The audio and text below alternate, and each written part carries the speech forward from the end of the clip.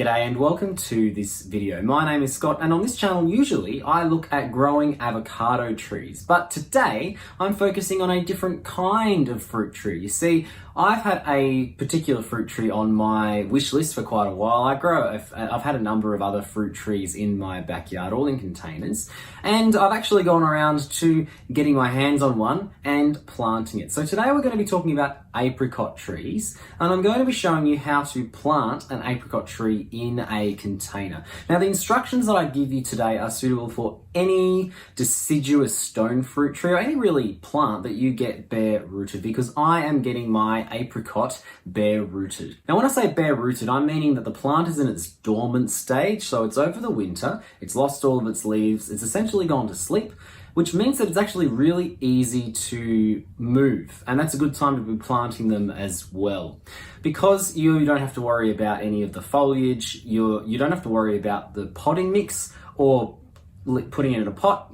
They just come in bags, generally in sawdust. It makes them very, very easy to transport, and it actually also cuts down on labor costs. So you can get a fruit tree at a much cheaper price, and it really is the ideal time of year to be planting them. So I'm going to be buying a bare rooted apricot tree, then I'm going to be planting it in a container. Let's go shopping.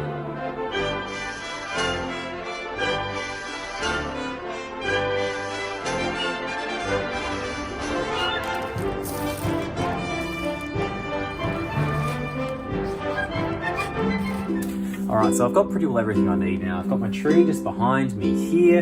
I've got a 40-litre glazed terracotta pot. It doesn't really need to be glazed so long as you're watering it frequently, but this is one that I've used before.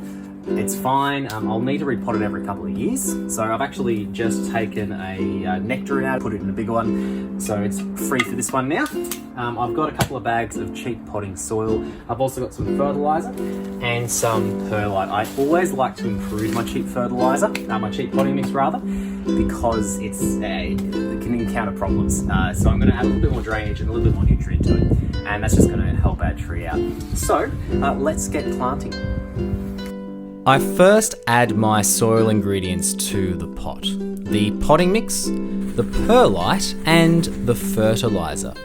I then mix it all together with my hands. You may want to moisten the ingredients first so as to avoid breathing in any dust. Then I use a knife to cut open the tree's bag, being careful not to cut any roots. I take the tree out and brush off the potting medium. This is not going to go into the pot.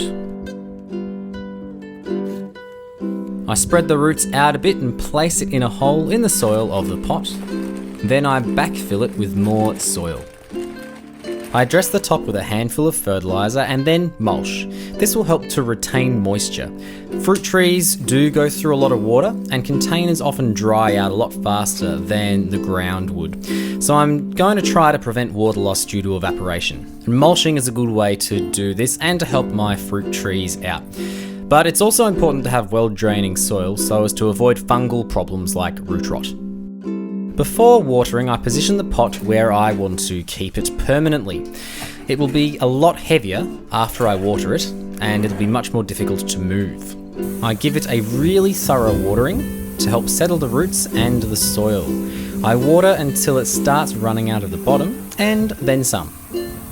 Now we might think that that's it, but I'm afraid it's not quite. So I've potted it up, I've given it a flood. We're pretty well ready to leave it, but in the process of becoming a bare-rooted tree for shipping and selling, it's lost a lot of its root mass. And so right now, it's got a handful of roots and it's got all of its original stem. So the stem to root ratio is out, so we need to fix that up. So I'm going to give it a really heavy prune. I'm going to take off almost pretty well half of what I see above.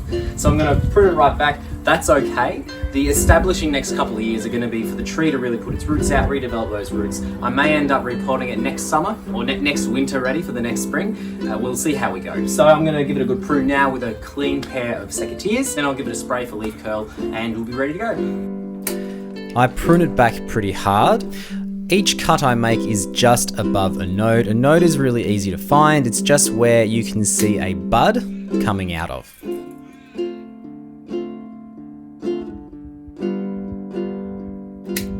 We're all done.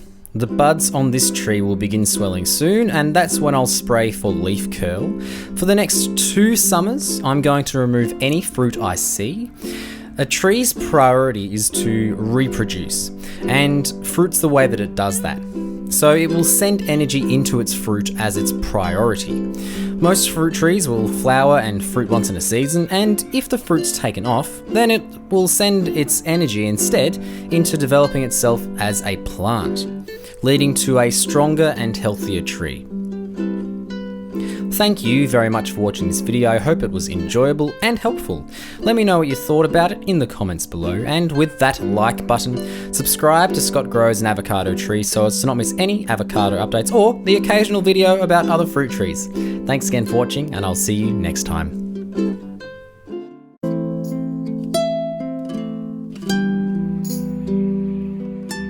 Scott grows an avocado tree. Scott grows an avocado tree. Scott grows an avocado tree. Scott grows an avocado tree.